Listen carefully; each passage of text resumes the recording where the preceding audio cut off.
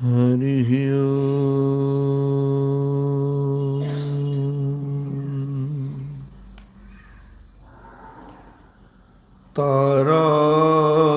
तारानायक शेखराय जगदाधाराय धाराधर छायाधारक कंधराय गिरिजासनैक शृंगारिणे नद्यशेखरिणे दृशातिलकिने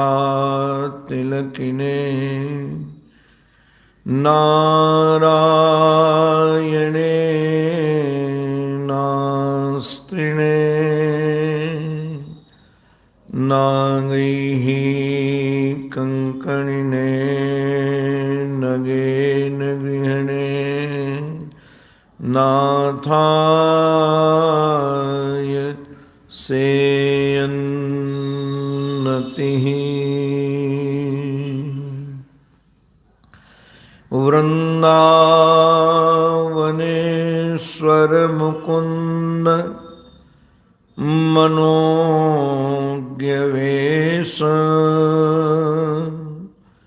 बंसी विभूषितकराम्बुजपद्मनेत्र विश्वेश केशवव्रजोत्सवभक्तिवस्य देवेश पाण्डवपते मम देहि दास्यम्। ॐ नमः श्री परमहंसास्वादित चरणकमलचिन्मकरन्दाय भक्तजनमानसनिवासाय श्रीरामचन्द्राय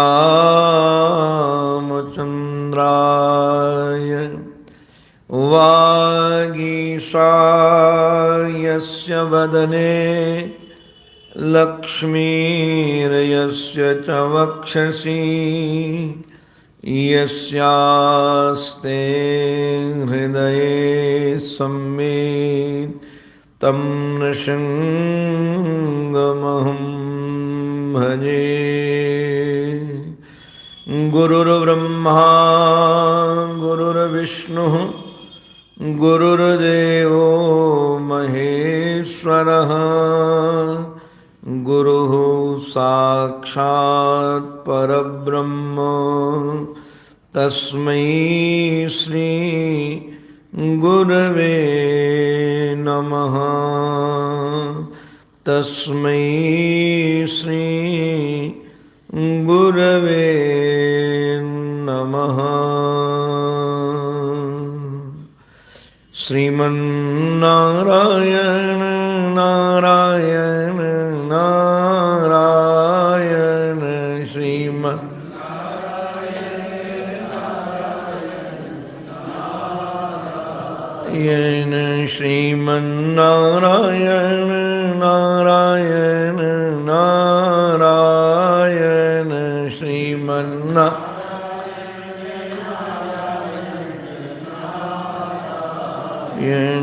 लक्ष्मीनारायण नारायण नारायण लक्ष्मीनारायण लक्ष्मीनारायण नारायण नारायण लक्ष्मीनारायण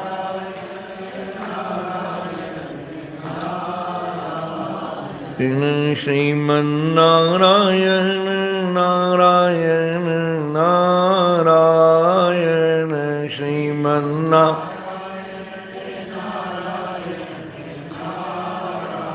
येन सद्गुरु नारायण नारायण नारायण सद्गुरु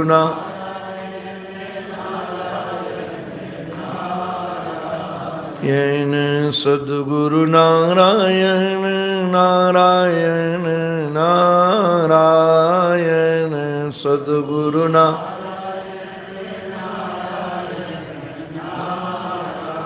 येन श्रीमन्नारायण नारायण नारायण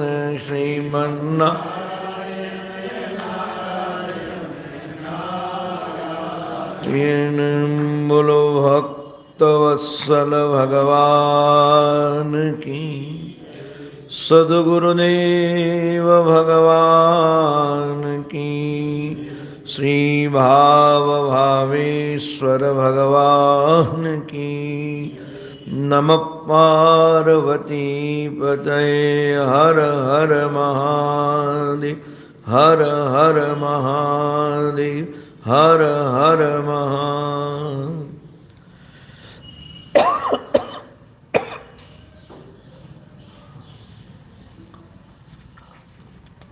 जीवन धन जीवन सर्वस्व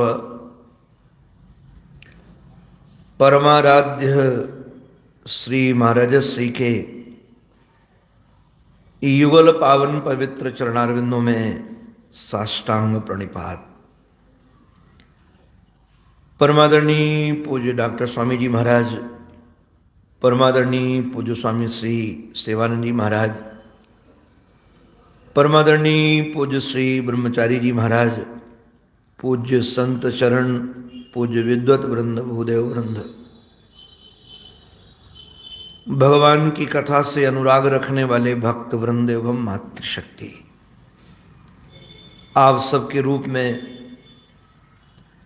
अपने आराध्य की ही अनेकानेक आकृतियों का दर्शन करता हुआ, आप सबको उन्हीं के रूप में निहारता हुआ, आप सबके भी पावन चरणों में मैं बारंबार वंदन करता हूँ। एकांत शांत वातावरण में भगवान श्याम सुंदर के श्री चरणारविंदों में बैठे हुए शिष्य के रूप में श्री उद्धव जी महाराज ने भगवान से प्रश्न किया ज्ञान के विषय में, क्योंकि यह निश्चित है आत्यंतिक दुख की निवृत्ति अज्ञान की निवृत्ति के बगैर संभव नहीं है, और अज्ञान की निवृत्ति एकमात्र ज्ञान से ही होगी। जैसे अंधकार की निवृत्ति प्रकाश से है, वैसे ही अज्ञान की निवृत्ति ज्ञान से है, और ज्ञान की प्राप्ति में ही अनंत सुख की प्राप्ति है। श्री उद्धव जी महाराज कहते हैं ज्ञानम विशुद्धम विपुलम यथैतत् वैराग्य विज्ञान युतम पुराणम आख्या ही विश्वेश्वर विश्वमूर्ते तद भक्ति योगम च महद विमग्यम। बड़े बड़े महापुरुष लोग ब्रह्मादि सब जिसकी खोज में है, जिसको खोजते रहते हैं, जिस ज्ञान को, आप उस ज्ञान के विषय में मुझे बताइए। भगवान ने उद्धव जी महाराज को कहा कि मैं तुम्हें निश्चित रूप से उस ज्ञान की चर्चा करूंगा, किंतु इस ज्ञान विज्ञान की चर्चा मैंने सुनी तो भीष्म पितामह से थी। तानहम ते विधिष्यामि देवव्रत मुखाच्छ्रुतम। भीष्म पितामह के मुखारविंद से जो मैंने सुना था ज्ञान वैराग्य विज्ञान श्रद्धा भक्ति की बात, वह मैं तुम्हारे सामने रखूंगा। कल मैंने निवेदन किया था, ये महापुरुषों की विशेषता है कि वह कवि ये नहीं कहते कि ये मेरा भाव है, ये मेरा चिंतन है या मेरी खोज है। हमारे पूज्य स्वामी श्री हंसानंद जी महाराज, दंडी स्वामी जी महाराज तो कहते थे, ईश्वर भी यदि शास्त्र सम्मत न बोले तो ईश्वर की बात स्वीकार नहीं है। ईश्वर की बात क्या, ईश्वर ही स्वीकार नहीं है। इसलिए श्रुति सम्मत ही होना चाहिए। यदि श्रुति सम्मत नहीं है बात तो वह स्वीकार नहीं है।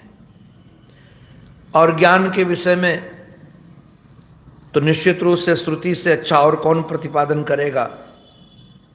श्रुति से विलक्षण, श्रुति से अच्छा, श्रुति से सरल कौन प्रतिपादन कर सकेगा। तो वह श्रुति सम्मत जो ज्ञान है, जो हमने देवव्रत के मुखारविंद से युधिष्ठिर जी महाराज को जब सुना रहे थे, तब हमने जो सुना था वह हम तुम्हें सुना रहे हैं। और यह कह करके इसमें भगवान ने जो ज्ञान का प्रतिपादन किया है, बड़ा सांकेतिक भाषा में है। हमने देखा है, चाहे पुरंजनोपाख्यान हो, चाहे अन्य उपाख्यानों में जो ज्ञान की चर्चा की जाती है, बड़ी सांकेतिक भाषा में। क्यों सांकेतिक भाषा में की जाती है? क्योंकि ये तो गुह्य विद्या है जी, ये कोई प्रगट विद्या तो है नहीं, गुह्य विद्या है। ये अरण्य की विद्या है और यह वैराग्यशालियों की विद्या है, विवेकियों की विद्या है, विचारवानों की विद्या है। ये ब्रह्म विद्या आलसियों की नहीं है, प्रमादियों की नहीं है। ये जागृत लोगों की विद्या है, विवेकवानों की विद्या है, पुरुषार्थियों की विद्या है। इस ढंग से प्रतिपादन किया जा रहा है कि जब तक शास्त्र गुरु परंपरा से न सुना जाए, न पढ़ा जाए, तो वो अर्थ खुलेगा ही नहीं। इसलिए इसकी आवश्यकता है। मुझे स्मरण है, लगभग 90-91 की बात होगी, 90-91 की। उस समय पूज्य भगवत पाद शंकराचार्य भगवान गोवर्धन पीठाधीश्वर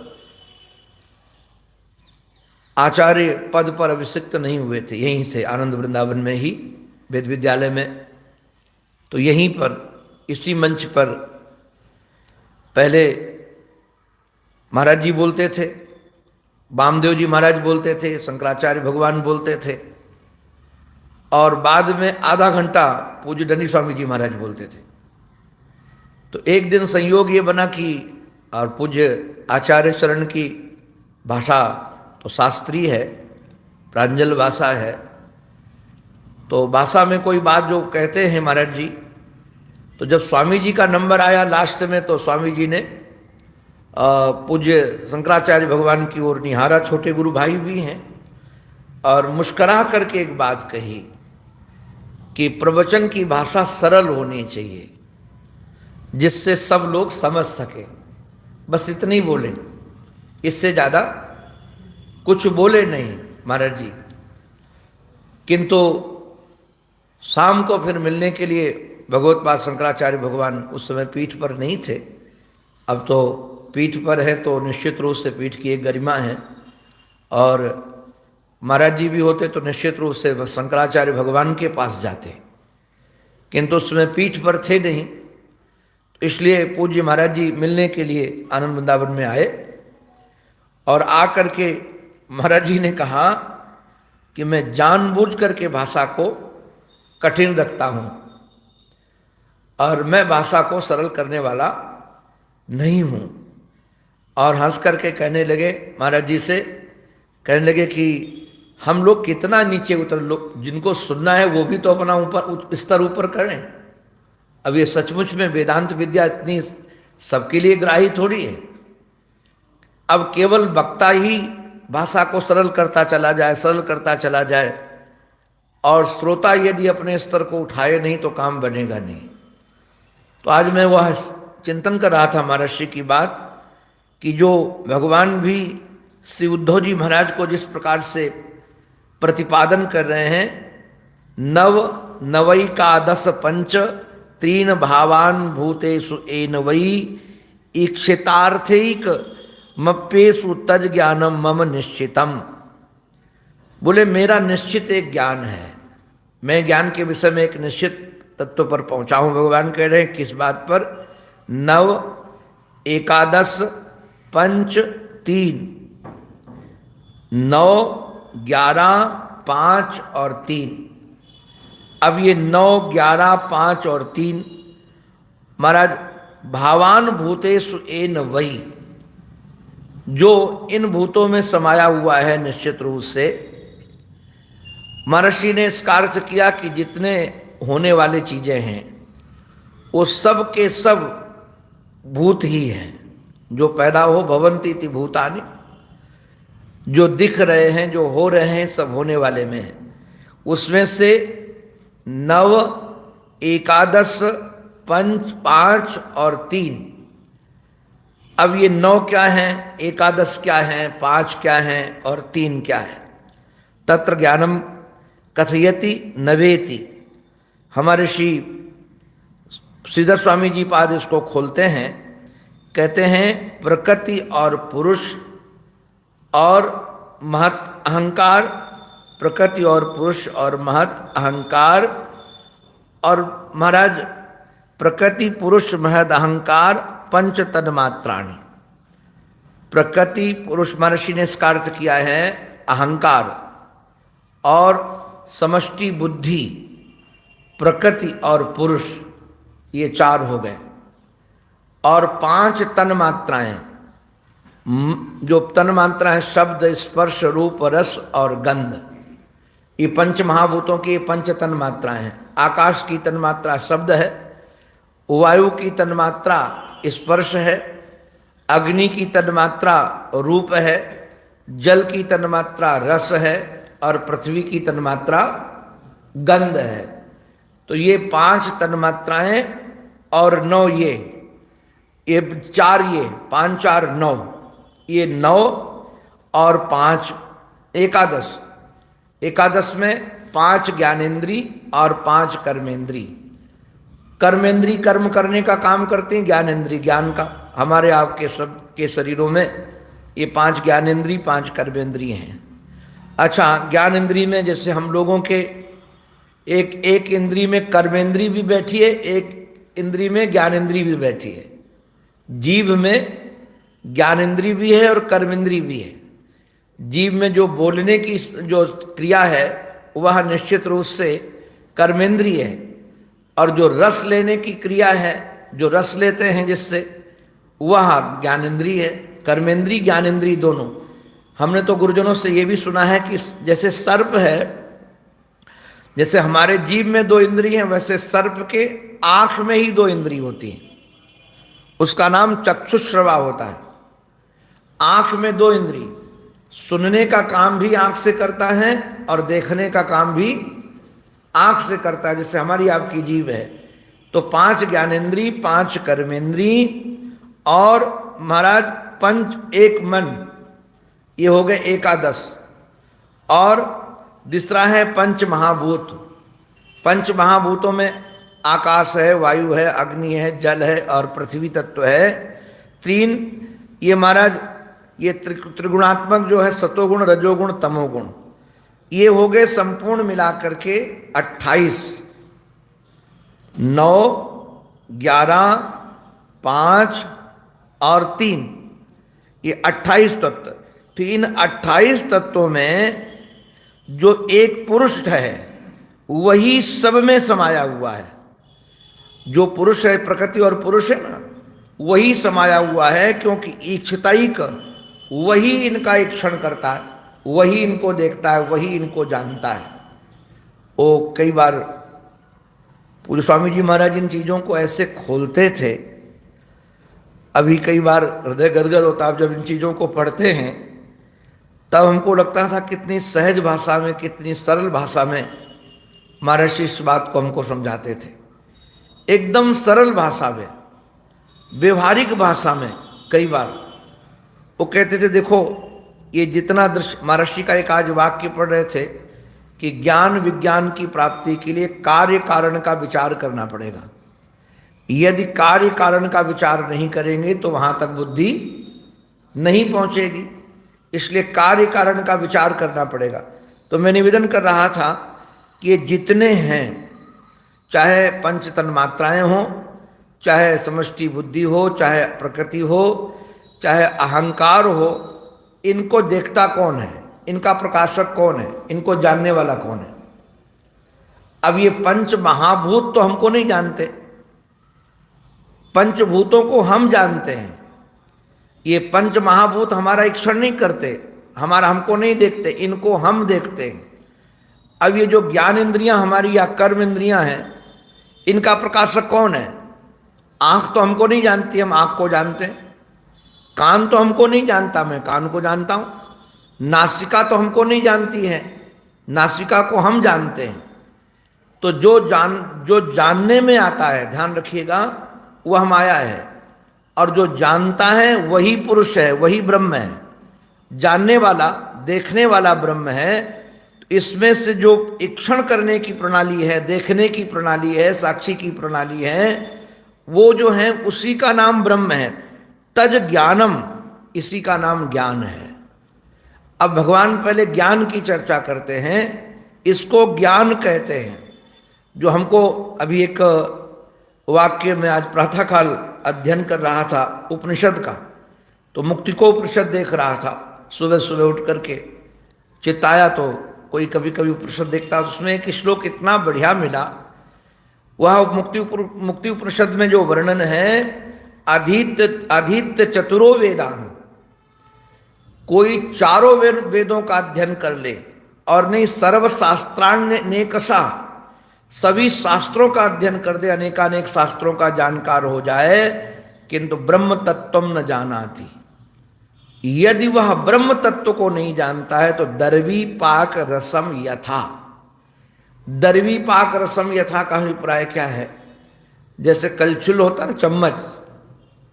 अब जो भोजन पाक रस बनाते हैं, भोजन बनाते हैं, व्यंजन बनाते हैं, तो कलछुल तो सब में जाती है, हलवा में भी जाती है, सब्जी में भी जाती है, खिचड़ी में भी जाती है, दाल में भी जाती है, और सबको तैयार करने में सहयोगी भी है, और सब में चलती भी है।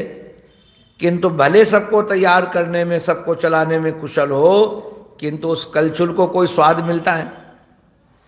उससे पूछा जाए, इतना बढ़िया हलवा बना है, जरा स्वाद बताओ। ये दाल इतनी बढ़िया बनी, जरा बताओ कैसी है, इसमें नमक आदि है कि नहीं, ठीक छौंकी गई है कि नहीं? तो कहेगी हम उसके अंदर तो जाती हैं, किंतु हमको उसका रस का पता नहीं है। तो ये सारे शास्त्रों का अध्ययन व्यक्ति कर ले, अधीत्य चतुरो वेदान, चारों वेदों का कोई अध्ययन कर ले, और ये चारों वेदों का ही नहीं, सर्वशास्त्राण्यनेकशा, अनेक अनेक हमारा शास्त्रों का भी अध्ययन कर ले, किंतु ब्रह्म तत्व न जानाति। यदि वह ब्रह्म तत्व को नहीं जानता है तो दर्वी पाक रसम यथा, वो दर्वी पाक रसम यथा उसी प्रकार से है। तो भगवान यहाँ इसी बात को कह रहे हैं कि इसी का नाम ज्ञान है।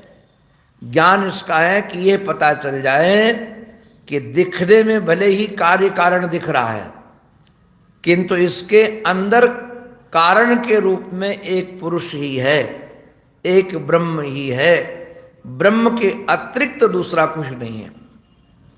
जब यह निश्चय हो जाए तो इसका नाम ज्ञान है। तद ज्ञानम मम निश्चितम, इसी का ज्ञान नाम है, और मेरा निश्चय भी यही है। किंतु बाद में भगवान केवल ज्ञान तक ही नहीं छोड़ते हैं, ज्ञान के बाद निश्चित रूप से विज्ञान होना चाहिए। ज्ञान के बाद यदि विज्ञान नहीं होगा, हमारे पूज्य मान जी महाराज कहते थे, पूज्य सच्चिदानंद जी महाराज गुरुदेव भगवान हमको कई बार कहते थे, ज्ञान तो बहुत लोगों को हो जाता है, जिनकी बुद्धि सूक्ष्म है, शास्त्रों में उनकी रुचि है और पढ़ना जानते हैं, किंतु विज्ञान होना बड़ा कठिन है। और मूल केवल ज्ञान के लिए नहीं बढ़ना है, ज्ञान हमारा विज्ञान बने। जब तक हमारा ज्ञान विज्ञान नहीं बनेगा तब तक काम नहीं बनेगा। जब तक ज्ञान ज्ञान रह जाता है तो हमारा दर्वी के समान ही है, उसका रस नहीं ले पाता उसको। इसलिए शास्त्र की बड़ी से बड़ी पंक्ति लगाने वाले विद्वान मिलते हैं। ऐसी कोई पंक्ति नहीं शास्त्र की जो न लगा ले, किंतु उनको विज्ञान नहीं है। और विज्ञान के अभाव में वो ज्ञान केवल, हमारे पूज्य स्वामी जी महाराज कहते थे कई बार हमको, केवल जैसे वस्त्र, वो कहते थे जैसे वस्त्र शरीर की शोभा बढ़ाते हैं, वैसे ज्ञान हमारी प्रतिभा का शोभा बनाने का काम करता, अलंकार बनता है और काम नहीं बनता है। लोग जान जाएंगे कि बड़े विद्वान हैं, बड़े शास्त्रज्ञ हैं, व्याकरण, न्याय, काव्य, छंद, प्रबंध सब इनको आता है, किंतु विज्ञान अभी है नहीं। तो भगवान विज्ञान की ओर दृष्टि ही ले जाना चाहते हैं। यदि विज्ञान में हमारी गति नहीं हुई तो काम नहीं बनेगा। एतदेव ही विज्ञानम न तथैकेन एन यत्। तो विज्ञान क्या है? पहले तो देखो, ध्यान रखने लायक बात है कि 28 तत्व हैं, इनका ज्ञान, और इन 28 तत्वों में जो पुरुष है वो इनमें समाया हुआ है। अब 28 अलग अलग दिख रहे हैं, किंतु अलग अलग दिखने के बाद इसमें समाया हुआ है। अब कह रहे हैं एतदेव ही विज्ञानम, अब केवल एक रह गया, एक के अतिरिक्त तो कोई दूसरा नहीं है। इसमें प्रकाश से प्रकाशक भाव भी गया, दृष्टा दृश्य भाव भी गया। अभी ये दृष्टा और दृश्य भाव है, जैसे साक्षी भाव जिसे बोलते हैं कि हम इस वस्तु के साक्षी हैं, हम ये देख रहे हैं, हम ये देख रहे हैं। अभी साक्षी भाव जब तक है तब तक ज्ञान ही है, अभी विज्ञान नहीं हुआ है। क्योंकि साक्षी में तो दो तो रहते ही हैं, एक देखने वाला रहता है और देखे जाने वाला रहता है। अब जैसे इस माइक का साक्षी मैं हूं तो माइक अलग है, मैं अलग हूं। आप लोग यहाँ इतने बैठे सत्संग सुन रहे हैं तो निश्चित रूप से आप इतने रूप में यहाँ विराजमान है, मैं आपका साक्षी हूँ। साक्षी का अभिप्राय हमारे आँखों से आप दिख रहे हैं, हम आपको देख रहे हैं। अक्षी माने आँख ही है, हम आपके साक्षी हैं, गवाह हैं, देख रहे हैं आपको। तो अभिप्राय क्या? आप अलग है और मैं अलग हूँ, ये माइक अलग है, मैं अलग हूँ। ये द्वैत अभी बना हुआ है। जब द्वैत समाप्त हो जाए, महाराज एक एव ही विज्ञानम न तथैकेन एन यत्, उसके अतिरिक्त कुछ है ही नहीं, केवल है ही है, केवल सत्ता मात्र है, इसके अतिरिक्त कुछ नहीं है। जिसमें ये जो आप ऊपर सुन के आए हैं उसी में स्थिति उत्पत्त्याप्य, महाराज उसी में स्थिति है, उसकी उत्पत्ति है और उसी में विनाश है। ये सारे के सारे नहीं है। कूटवत, जैसे कूटस्था जो शब्द प्रयोग है, कूट माने निहाई के समान, निहाई के समान का अभिप्राय लुहार के पास, सोनार के पास एक लोह खंड होता है, उस लोह खंड में वो आभूषण बनाता है, हथियार बनाता है। हम लोगों के गांव में उसको निहाई बोलते हैं। बड़ा वजनदार होता है और जितने बड़े बड़े हथियार बनते हैं उसी में कूट कूट करके बनते हैं, उसी में बिगाड़ भी दिया जाते हैं। सुनार के पास छोटा रहता है, गरम किया और कूट दिया, और कूट दिया तो आकार मिट गए, और उसी को कूट कूट कर चम्मच बनाना है, कटोरी बनाना है, गिलास बनाना है, स्वर्णकार चांदी में सब बना लेता है, सोने में जो जो बनाना होता है आकार। तो वो जो आत्म तत्व है, ब्रह्म तत्व है, वो कूट के समान है, वह उसी में स्थिति है, उसी में उत्पत्ति है, उसी में लय है। ये पश्चेद भावा नाम त्रिगुणात्म नाम, ये जो त्रिगुण है, इन त्रिगुणों में महाराज जागृत, त्रिगुण में तो महाराज जी सब कुछ ले लिए, जागृत है, स्वप्न है, सुसुप्ति है, सब त्रिगुण में ले लिया। जितने हैं सब त्रिगुण में, जो तीन तीन के जो जोड़े हैं, ये सतोगुण, रजोगुण, तमोगुण तो हैं ही, किंतु तीन तीन के जो जोड़े हैं उनको सब में ले लिया और कहा ये सब उसी में बनते हैं, उसी में दिखते हैं, उसी में लय हो जाते हैं। उसी में बनना, उसी में दिखना और उसी में लीन हो जाना। ये अब इसको जरा दूसरे दृष्टांत से विचार किया जाए तो यदि कार्य कारण का, महर्षि की इस बात को मैं विचार करने लगा कि कार्य कारण के भाव से विचार होता है, तो अब स्वप्न जो दिखता है इसका कारण, ये कार्य दिख रहा है, इसका कारण कौन है? अब जैसे स्वप्न जगत को देखने के लिए आप गए, रज्जू में सर्प दिख रहा है, इसका कारण क्या है? ये क्यों दिख रहा है? दिखने का कारण क्या है? तो निश्चित रूप से उसमें मंद अंधकार कारण है। अगर पूर्ण प्रकाश हो तो निश्चित रूप से रस्सी की रस्सी दिखेगी, और यदि पूर्ण अंधेरा हो तो न रस्सी दिखेगी और न सर्प दिखेगा। रस्सी और सर्प दो क्यों दिखते हैं? हमारा रस्सी में सर्प क्यों दिखता है? क्योंकि पूर्ण न अंधकार है न पूर्ण प्रकाश है।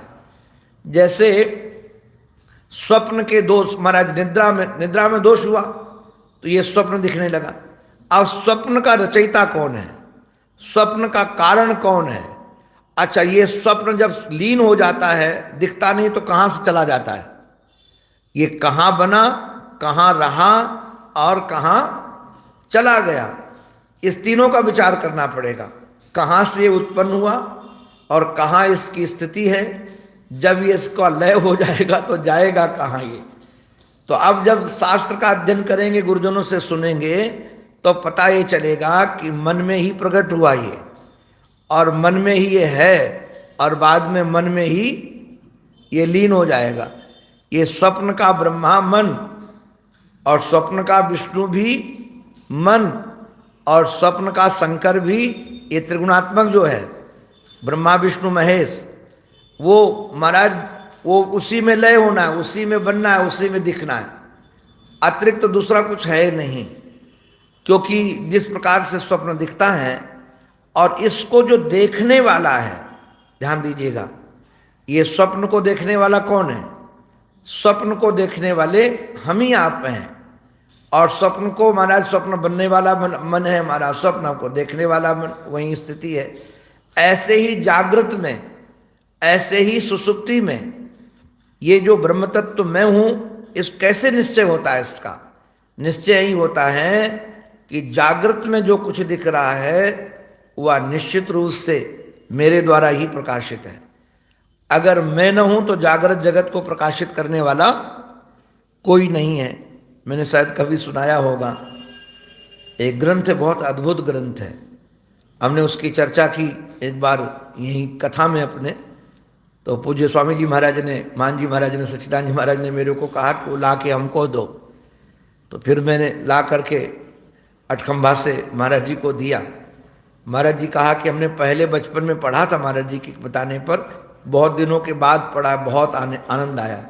वो ग्रंथ हिंदी का ग्रंथ है और बाबा काली कमली के द्वारा रचित है। उसका नाम है पक्षपात रहित अनुभव प्रकाश। ऐसे ऐसे शास्त्रों के दृष्टांत उसमें जो दिए गए हैं, अद्भुत दृष्टांत है। मैंने एक बार 1 महीने में लगभग यहाँ पूज्य स्वामी जी महाराज को पढ़ करके सुनाया था, नृत्य गोपाल मंदिर के ऊपर। स्वामी जी कहते तुम हमको पढ़ के सुनाओ, तो मैं पढ़ के सुनाता रहता था, लेटे लेटे सुनते रहते। कहीं बोलने में गलती होती थी तो सुधार देते थे, और कोई दृष्टांत यदि खुलता नहीं था मेरे से, क्योंकि दृष्टांत तो पढ़ लेते थे, वो क्यों दृष्टांत दिया गया, तो स्वामी जी फिर बैठ करके बताते थे कि ये इसलिए, इसको इस दृष्टि से इसको निहारो, इस दृष्टि से देखो। तो उसमें एक दृष्टांत हमने पढ़ा था, इतना रसीला दृष्टांत था। एक राजा शिकार खेलने गया, और जब वो शिकार खेलने के लिए गया तो उसको सिंह का तो शिकार मिला नहीं। उस दिन एक श्रृगाल का शिकार मिला, सियार का, श्रृगाल का। उसने श्रृगाल पर निशाना साधा। जैसे महाराज निशाना साधा तो श्रृगाल चिल्लाया, उसकी दृष्टि पड़ गई कि मुझे बाण मारने वाला है, तो चिल्लाया, और चिल्लाकर बोला, राजन राजन सावधान, यदि आप हमको मार दोगे तो त्रिलोकी नष्ट हो जाएगी। यदि आप हमको मार दोगे तो त्रिलोकी नष्ट हो जाएगी। राजा ने सोचा, बड़े बड़े शेरों का शिकार किया तो सृष्टि लय नहीं हुई, कुछ नष्ट नहीं हुआ, और ये जंगली कुत्ता श्रृगाल, इसको यदि मार दूंगा तो त्रिलोकी कैसे नष्ट हो जाएगी? कारण क्या है? फिर सोचा कि पता नहीं कोई ऋषि न हो, कोई विलक्षण महापुरुष न हो, तो तुरंत बाण निकाल करके उसको पूछने लगा कि त्रिलोकी नष्ट कैसे हो जाएगी? तेरे को मारने से तो तुरंत महाराज भागता हुआ बोला, जब मैं ही नहीं रहूंगा तो त्रिलोकी कहाँ रहेगी? मैं हूं तो त्रिलोकी की सत्ता है, यदि मैं नहीं हूं तो त्रिलोकी की सत्ता कैसे है? मेरे बगैर जागृत को प्रकाशित कौन करेगा? मेरे बगैर इंद्रियों को प्रकाशित कौन करेगा? मेरे बगैर मन आदि को प्रकाशित कौन करेगा? किस समय हमारा चंचल मन है, इस समय हमारी बुद्धि शांत है, इस समय हमारा शरीर स्वस्थ नहीं है, इसको कौन जानेगा? जो जानने वाला मैं तत्व है, निश्चित रूप से वही ब्रह्म तत्व है, वही ब्रह्म तत्व। आत्मा में जब तक परमात्मा का दर्शन नहीं होगा, ब्रह्मात्मैक्य बोध इसी का नाम है। आत्मा और परमात्मा के ऐक्य का नाम है। जब तक इस ऐक्य का बोध नहीं होगा, तब तक निश्चित रूप से विज्ञान नहीं होगा। ये विज्ञान माने दोनों के ऐक्य का बोध। आज मैं उपनिषद पढ़ रहा था तो हमारे पूज्य स्वामी जी महाराज ने लिखा है, कहा कि निश्चित रूप से ब्रह्मात्मैक्य बोध होने के लिए हो जाने के बाद क्या कर्तव्य शेष है? ये करना न करना ये भी सब अज्ञान में है। ये जटिल कर्म करना, ये करना, ये भी सब अज्ञान जन्य ही है। ज्ञानोपरांत तो कुछ करने की आवश्यकता ही नहीं है।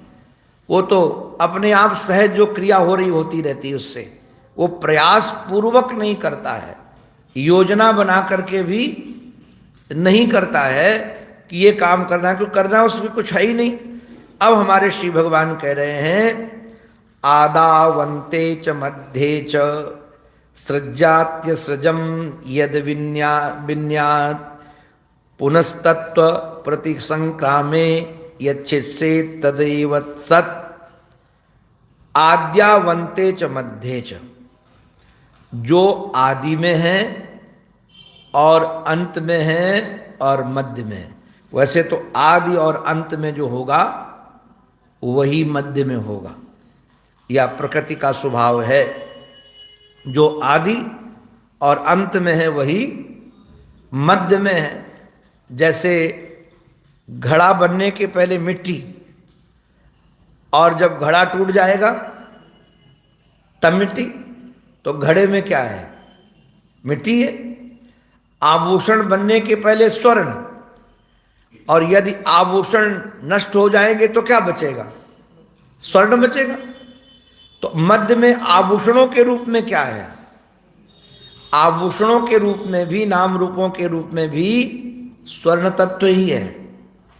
तरंग उठने के पहले जल, और जब तरंग शांत हो जाएगी तब जल, तो तरंग के रूप में क्या है?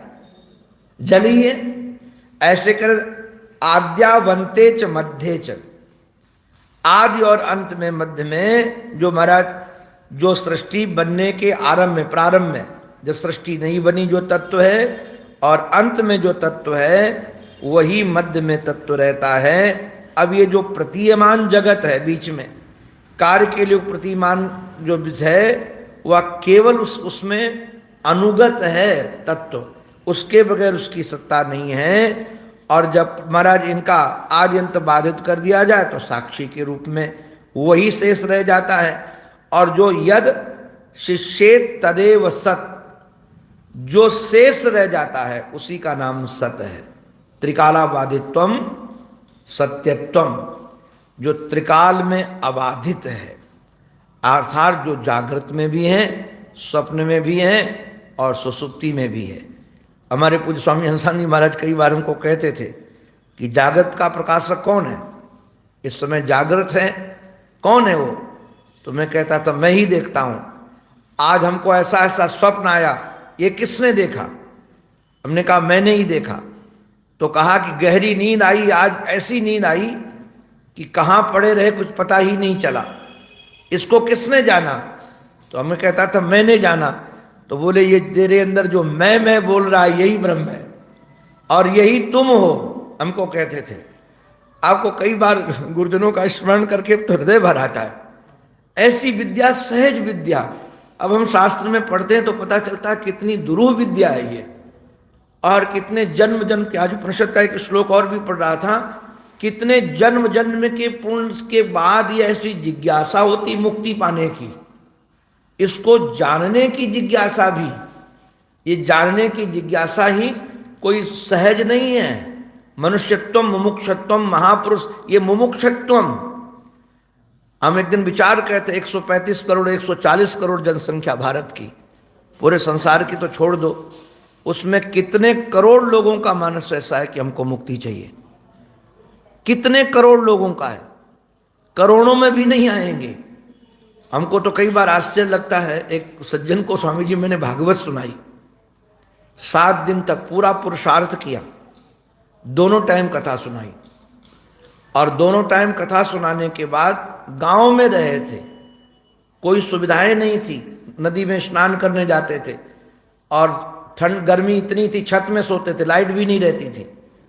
और खूब पुरुषार्थ करने के बाद जिस दिन कथा से हम पूर्णाहुति होकर के जब हम निकलने लगे, तो जजमान ने हाथ जोड़ करके कहा, महाराज आप संत हो, एक हमको आशीर्वाद दे दो।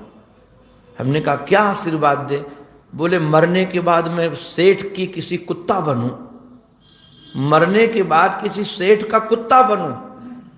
मुझे तो आश्चर्य लगा, पहले लगा कि ये विनोद कर रहा है।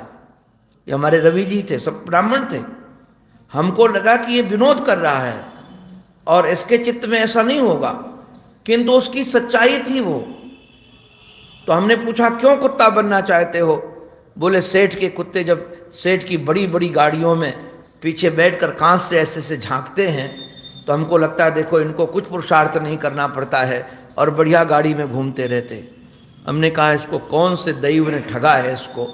हमको लगा कौन से दैव ने ठगा है इसको, इतना संयोग बनने के बाद भी चित्त में इस प्रकार की व्यक्ति। तो ये मुमुक्षा भी, भगवत प्राप्ति की इच्छा भी, ये कोई सहज नहीं है। और फिर ये महापुरुषों के मिलने के बाद भी, ऐसे महापुरुषों के मिलने के बाद भी यदि प्रमादी हो जाए कोई, तो उससे बड़ा दुर्भाग्य कुछ नहीं हो सकता है। वो विधाता ने उसको ठगा हुआ है, ठगा हुआ है।